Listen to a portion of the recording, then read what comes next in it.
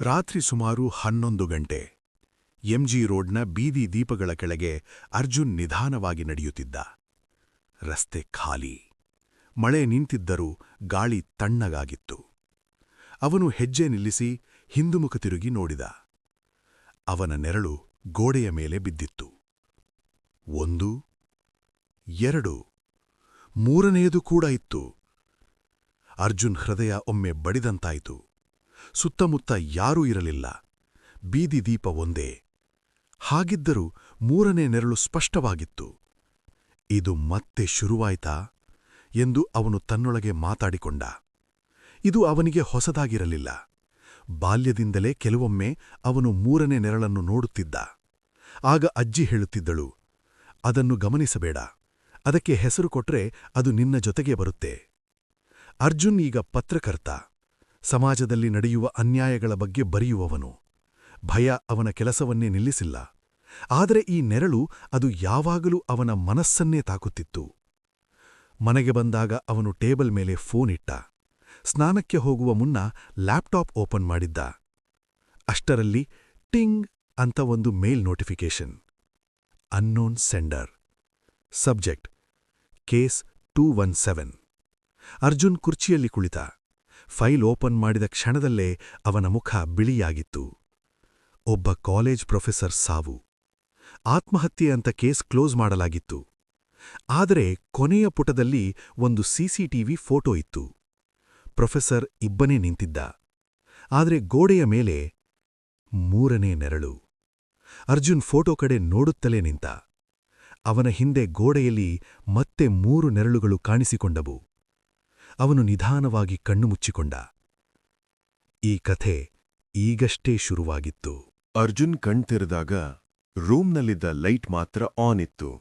ಗೋಡೆ ಮೇಲೆ ಇನ್ನೂ ನೆರಳುಗಳಿರ್ಲಿಲ್ಲ. ಅವನು ದೀರ್ಘ ಉಸಿರೆಳೆದ. ಇದು ನನ್ನ ತಲೆಯೊಳಗೇನೇ ಇರಬೇಕು ಅಂತ ಅವನು ತನ್ನಂತಾನೇ ಸಮಾಧಾನ ಮಾಡಿಕೊಂಡ. ಲ್ಯಾಪ್ಟಾಪ್ ಮುಂದೆ ಕುಳಿತು ಕೇಸ್ 217 ಫೈಲ್ ಮತ್ತೆ ಓಪನ್ ಮಾಡಿದ.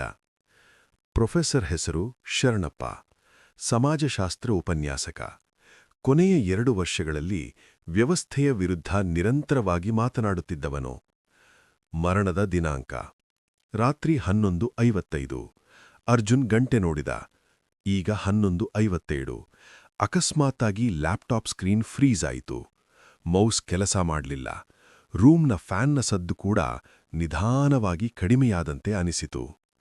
ಅಷ್ಟರಲ್ಲಿ ಸ್ಪೀಕರ್ನಿಂದ ನಿಧಾನವಾದ ಉಸಿರಾಟದ ಶಬ್ದ. ಅರ್ಜುನ್ ಬೆಚ್ಚಿಬಿದ್ದ. ಲ್ಯಾಪ್ಟಾಪ್ನಲ್ಲಿ ಯಾವುದೇ ವಿಡಿಯೋ ಓಡುತ್ತಿರಲಿಲ್ಲ. ಆದರೂ ಆ ಶಬ್ದ ಸ್ಪಷ್ಟವಾಗುತ್ತಿತ್ತು. ಅವನು ತಕ್ಷಣ ಲ್ಯಾಪ್ಟಾಪ್ ಮುಚ್ಚಿದ. ರೂಮ್ ಮತ್ತೆ ನಿಶ್ಶಬ್ದ.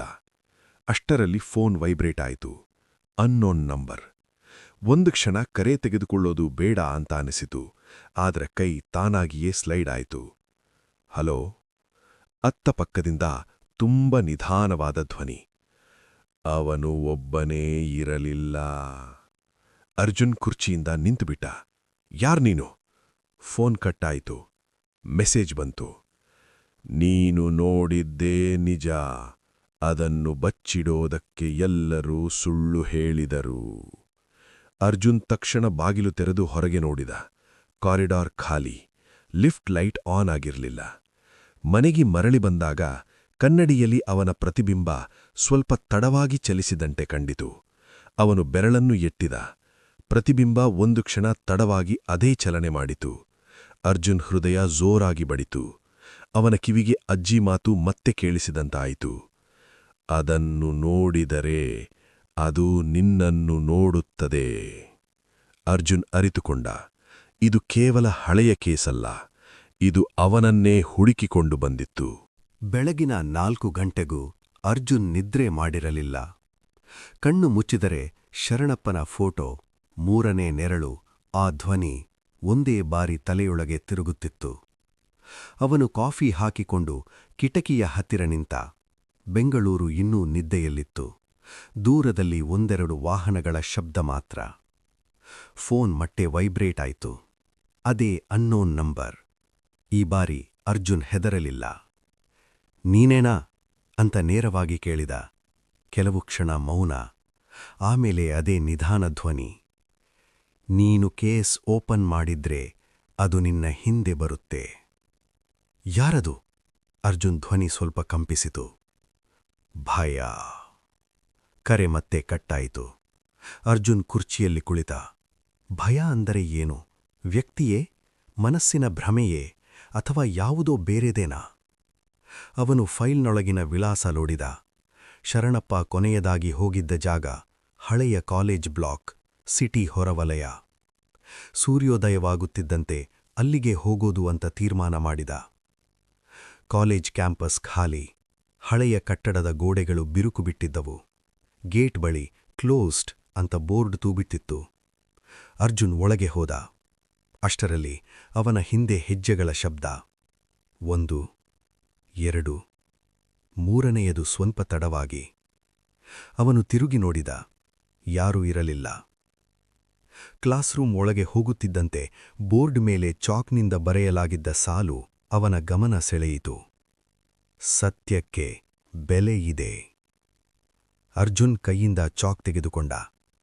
ಬರಹ ಹೊಸದಾಗಿ ಬರೆಯಲಾಗಿದ್ದಂತಿತ್ತು. ಧೂಳು ಕೂಡ ಕೆಳಗೆ ಬಿದ್ದಿರಲಿಲ್ಲ.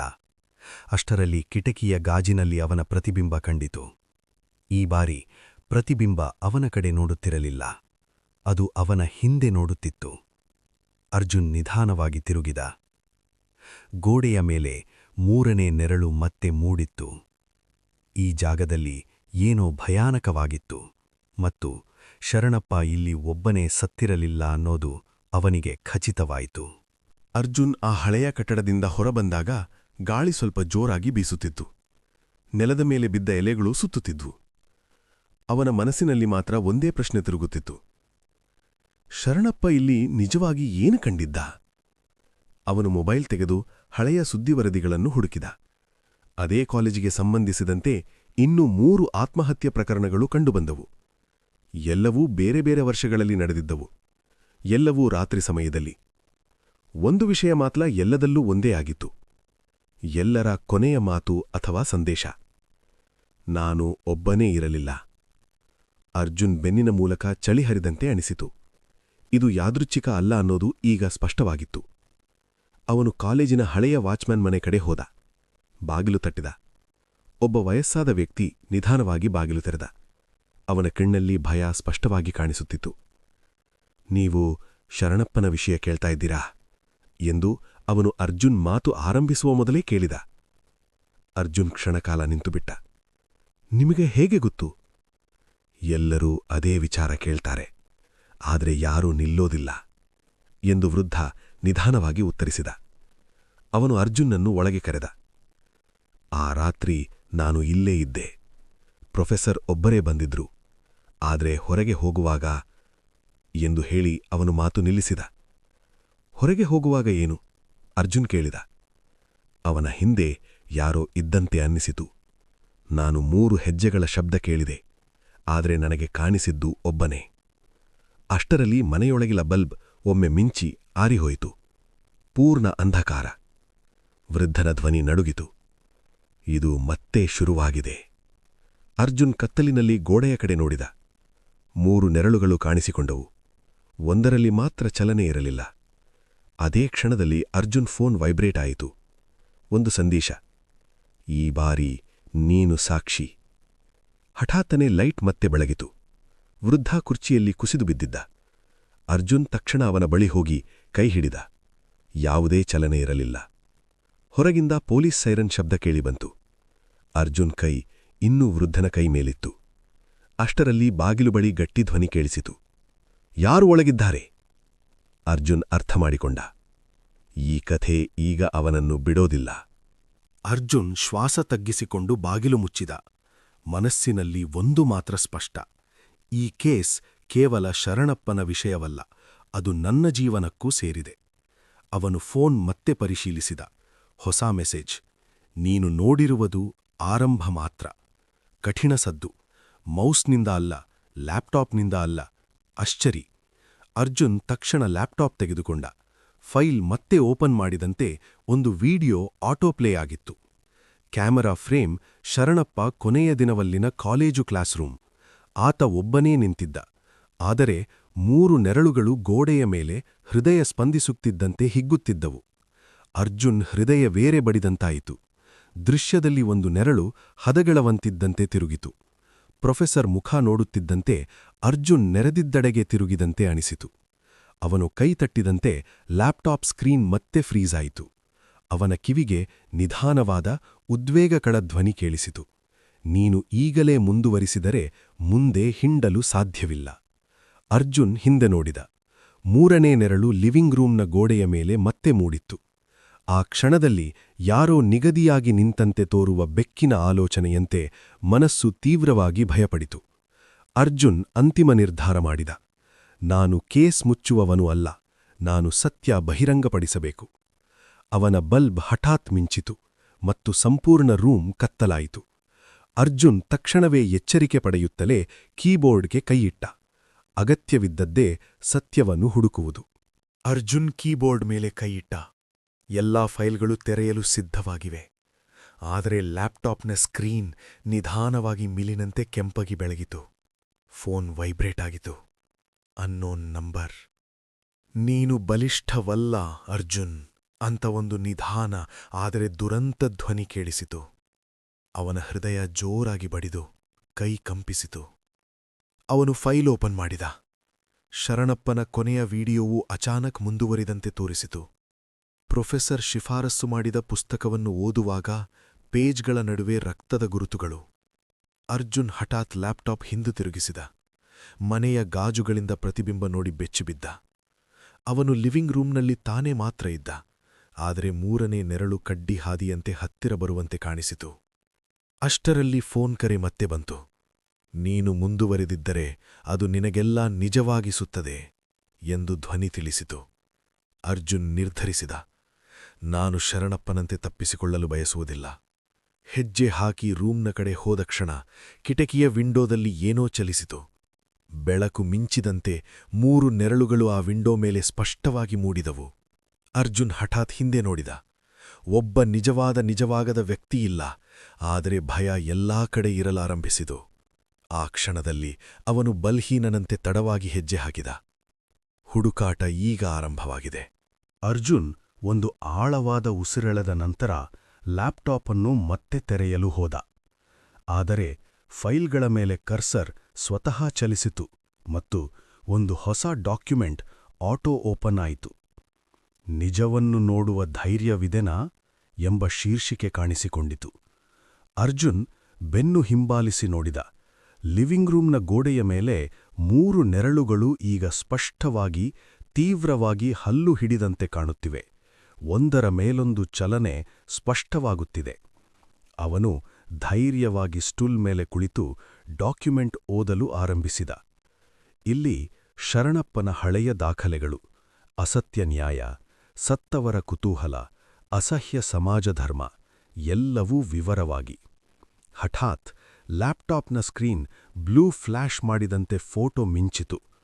ಅರ್ಜುನ್ ಕಂಡದ್ದು ಶರಣಪ್ಪ ನೋಡುತ್ತಿದ್ದ ದೃಶ್ಯದಲ್ಲಿ ಹಳೆಯ ಕಾಲೇಜು ಗೋಡೆಯ ಮೇಲೆ 3 ನೆರಳುಗಳು ಹಠಾತ್ ಜೀವಂತವಾಗಿ ಹಾಯುತ್ತಿವೆ. ಅರ್ಜುನ್ ಹಿಂದಕ್ಕೆ ತಿರುಗಿ ನೋಡಿದ. ಫೋನ್ ಒಂದು ಬಾರಿ ಕೆಂಪು ಬೆಳಕು ಮಿನುಗಿಸಿತು. ಮೆಸೇಜ್: ನೀನು ನೋಡುತ್ತಿರುವುದು ನಿಜ, ನಿಲ್ಲಿಸಬೇಡ. ಅರ್ಜುನ್ ಮನಸ್ಸು ತೀವ್ರವಾಗಿ ಕಿಟಕಿ ಕಡೆ ತಿರುಗಿತು. 3 ನೆರಳುಗಳು ಈಗ ಕಿಟಕಿಯ ಒಳಗೆ ಬರುವಂತೆ ತೋರುತ್ತಿವೆ. ಅವನು ಹಠಾತ್ ಮುಂದೆ ಹೆಜ್ಜೆ ಇಟ್ಟ.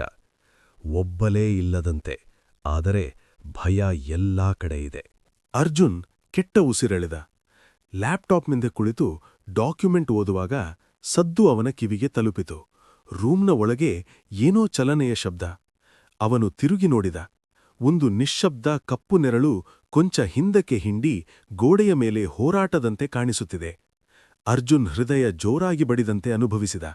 ಅವನ ಕೈ ಸ್ವತಃ ಮೊಬೈಲ್ ಕಡೆ ಹೋಯಿತು. ಫೋನ್ ಮೇಲೆ ಹೊಸ ಮೆಸೇಜ್: ಅವನು ನಿನ್ನ ಹಿಂದೆ ನೋಡುತ್ತಾನೆ, ಮುಂದೆ ಬರುತ್ತಿದೆ. ಅವನು ಲ್ಯಾಪ್ಟಾಪ್ ತಡೆದು ಹೊರಗೆ ನೋಡಿದಾಗ ಗಾಳಿ ತೀವ್ರವಾಗಿ ಬೀಸುತ್ತಿತ್ತು. ಮನೆಯ ಒಳಗೆ ಸ್ವತಃ ಬಾಗಿಲು ಸಡಿಲವಾಗಿ ಮಸಿವು ಮಾಡಿತು. ಹಠಾತ್ ಲಿವಿಂಗ್ ರೂಮ್ನ ಗೋಡೆಯ ಮೇಲೆ 3ನೇ ನೆರಳು ತೀವ್ರವಾಗಿ ಹಾಯಿತು. ಒಂದು ನೆರಳು ಸಡಿಲವಾಗಿ ಕ್ಷಣಕ್ಕಿಂತ ಕ್ಷಣಕ್ಕೆ ನೆಲದ ಮೇಲೆ ತಿರುವು ತೆಗೆದುಕೊಳ್ಳುತ್ತಿದೆ. ಅರ್ಜುನ್ ಅಚ್ಚರಿಯೊಂದಿಗೆ ಹಿಂದಕ್ಕೆ ಹಿಂಬಾಲಿಸಿದ. ಗೋಡೆ ಬಳಿ ಬಿದ್ದ ಲ್ಯಾಪ್ಟಾಪ್ ಫೈಲಿನ ಪುಟಗಳು ಸ್ವತಃ ತಿರುಗುತ್ತಿವೆ. ಪ್ರತಿ ಪುಟದಲ್ಲಿ ನಗು ಕಾಣಿಸುತ್ತಿದೆ. ಆದರೆ ನಗುವು ರಕ್ತದ ಧಮನಿಗಳಂತೆ ಭಯಕರವಾಗಿದೆ. ಅವನು ಮನಸ್ಸಿಗೆ ಹೇಳಿದ, ಇದು ಮಾನಸಿಕ ಹಲ್ಲು ಮಾತ್ರ, ನಾನೇ ಹಿಡಿದಿಡಬಹುದು. ಅಷ್ಟರಲ್ಲಿ ಫೋನ್ನಲ್ಲಿ ಧ್ವನಿ ಬಂದಿದೆ.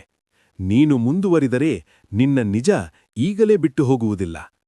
ಅರ್ಜುನ್ ಹಠಾತ್ ಲ್ಯಾಪ್ಟಾಪ್ ಮುಚ್ಚಿ ರೂಮ್ನನ್ನು ಬಾಗಿಲಿನಿಂದ ಮುಚ್ಚಲು ಬಂತು. ಆದರೆ ಬಾಗಿಲು ಸ್ವತಃ ಸ್ವಲ್ಪ ತೆರೆದಂತಾಯಿತು. 3 ನೆರಳುಗಳು ಹಠಾತ್ ಲಿವಿಂಗ್ ರೂಮ್ ಒಳಗೆ ನಿಂತಂತೆ ಕಾಣಿಸುತ್ತವೆ.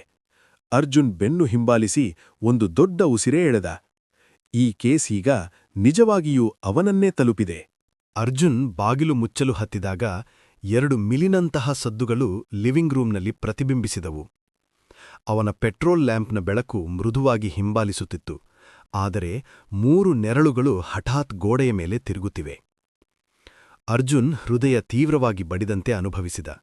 ಅವನು ಲ್ಯಾಂಪ್ ಹತ್ತಿಸಿ ಕೋಣೆ ಎಲ್ಲಾ ಕಡೆ ನೋಡಿದರೂ ಯಾರೂ ಕಾಣಲಿಲ್ಲ. ಆ ಕ್ಷಣದಲ್ಲಿ ಫೋನ್ ಮತ್ತೆ ರಿಂಗಾಯಿತು. Unknown number. ಅರ್ಜುನ್ ಸ್ವಲ್ಪ ಹೆದರಿ ಧೈರ್ಯ ಸಹಿತ ತೆಗೆದುಕೊಂಡ. ನೀನು ಯಾರು? ಧ್ವನಿ ನಿಧಾನವಾಗಿ ಬಾನಿನಲ್ಲಿ ಹರಡಿತು. ಅವನು ನೋಡುತ್ತಾನೆ, ನಿನ್ನ ಪ್ರತಿಯೊಂದು ಹೆಜ್ಜೆ. ಅರ್ಜುನ್ ಹಿಂದೆ ತಿರುಗಿ ನೋಡಿದ. 3 ನೆರಳುಗಳು ಈಗ ಸ್ವತಃ ಆವರ್ತಿಸುತ್ತಿವೆ. ಒಂದು ಕಿಟಕಿ, ಒಂದು ಟೇಬಲ್, ಒಂದು ಗೋಡೆಯ ಮೇಲೆ.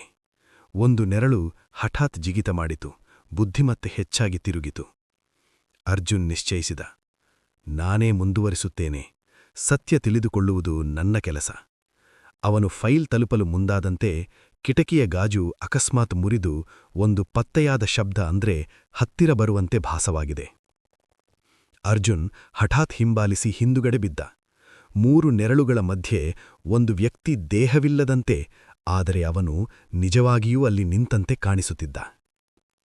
ಅರ್ಜುನ್ ಮನಸ್ಸಿನಲ್ಲಿ ತಿಳಿದುಕೊಂಡ, ಈ ಕೇಸ್ ಕೇವಲ ದಾಖಲೆಗಳ ಬಗ್ಗೆ ಅಲ್ಲ, ಇದು ಆತನ ಜೀವನದ ಜೊತೆಗೆ ಸಂಬಂಧಿಸಿದೆ. ಅರ್ಜುನ್ ಲ್ಯಾಂಪ್ ಹಿಡಿದು 3ನೇ ನೆರಳಿನ ಕಡೆ ಹಠಾತ್ ಹೋದ. ಅವನು ಓಡಲು ತಯಾರಾದಂತೆ ಎತ್ತರದ ಗೋಡೆಯ ಮೇಲೆ ನೆರಳು ಒಂದೇ ನಿಂತಂತೆ ಕಾಣಿಸಿತು. ಆಗ ಅವನ ಮನಸ್ಸಿಗೆ ತಡವಾಗಿ ಅರ್ಥವಾಯಿತು, ನೀವು ಮುಂದೆ ಸಾಗಿದ್ರೆ ಹಿಂದೆ ನಿಲ್ಲಲು ಸಾಧ್ಯವಿಲ್ಲ. ಹಠಾತ್ ಲಿವಿಂಗ್ ರೂಮ್ನ ಗಾಜಿನ ಪ್ರತಿಬಿಂಬದಲ್ಲಿ 3 ವ್ಯಕ್ತಿಗಳ ನೆರಳುಗಳು ಸ್ಪಷ್ಟವಾಗಿ ಹಾಯುತ್ತಿವೆ. ಅರ್ಜುನ್ ಹಿಮ್ಮೆಟ್ಟಿದಂತೆ, ಆದರೆ ಅವನು ಹಠಾತ್ ಮುಂದಕ್ಕೆ ಹೆಜ್ಜೆ ಇಟ್ಟ. ಎಲ್ಲಾ ದಾರಿಗಳೂ ಒಂದೇ ಕಡೆ ಹೋಗುತ್ತಿವೆ, 3ನೇ ನೆರಳಿನ ಕಡೆ. ಅವನು ಫೋನ್ ಕೈ ಎಟ್ಕೊಂಡ. Unknown number message. ಸತ್ಯವೇ ನಿನ್ನನ್ನು ಓಡಿಸಲಿಲ್ಲ, ಈಗ ಅದು ನಿನ್ನನ್ನು ಹಿಡಿದಿದೆ. ಅರ್ಜುನ್ ಹಠಾತ್ ಒಂದು ಬಲಿಷ್ಠ ಉಸಿರೆ ತೆಳೆದ. ಕಿಟಕಿಯ ಗಾಜಿನಲ್ಲಿ ಪ್ರತಿಬಿಂಬ ತನ್ನನ್ನೇ ನೋಡುತ್ತಾನೆಂದು ತೋರುವುದು ಅಲ್ಲ, 3 ನೆರಳುಗಳೊಂದಿಗೆ ಯಾರೋ ನಗುತ್ತಿತ್ತು. ಅರ್ಜುನ್ ಹಿಂದೆ ಹಿಂಬಾಲಿಸಿದ. ಹೆಜ್ಜೆ ಹಾಕಿದಂತೆ ಲಿವಿಂಗ್ ರೂಮ್ನಲ್ಲಿ ಬೆಳಕು ಮುರಿದು ಹೋಯಿತು. ಅವನು ಕೈ ಹತ್ತಿಕೊಂಡರೂ ಹಿಡಿಯಲು ಸಾಧ್ಯವಿಲ್ಲದ ಒಂದು ಶೀತದ ವಾತಾವರಣ ಆತನ ಸುತ್ತ ತುಂಬಿತು. ಹಠಾತ್ ಕೊನೆಯ ಕ್ಷಣದಲ್ಲಿ ಲೈಟ್ ಮತ್ತೆ ಬಂತು. 3 ನೆರಳುಗಳು ಹಠಾತ್ ಲ್ಯಾಪ್ಟಾಪ್ ಮೇಲಿನ ಡಾಕ್ಯುಮೆಂಟ್ಗೆ ಹತ್ತಿರ ಹೋಯ್ತಿವೆ. ಅರ್ಜುನ್ ನೋಡಿದಂತೆ ಡಾಕ್ಯುಮೆಂಟ್ ಸ್ವತಃ ತೆರೆಯುತ್ತಿದೆ ಮತ್ತು ಅಕ್ಷರಗಳು ರಕ್ತದಂತೆ ಹಲ್ಲು ಹಿಡಿದಂತೆ ಹಾರುತ್ತಿವೆ. ಅರ್ಜುನ್ ಹೃದಯ ಜೋರಾಗಿ ಬಡಿದು. ಅವನ ಬಳಿ ಯಾರೂ ಇಲ್ಲ, ಆದರೆ ಭಯ ಅವನನ್ನು ಸಂಪೂರ್ಣವಾಗಿ ಘೇರುತ್ತಿದೆ. ಇದು ಕೇವಲ ಆರಂಭ. ಅಗೋಚರ, ಅನುಭವಿಸಲಾಗದ ಭಯಾನಕ ಸತ್ಯ ಮಾತ್ರ ಮುಂದಿದೆ.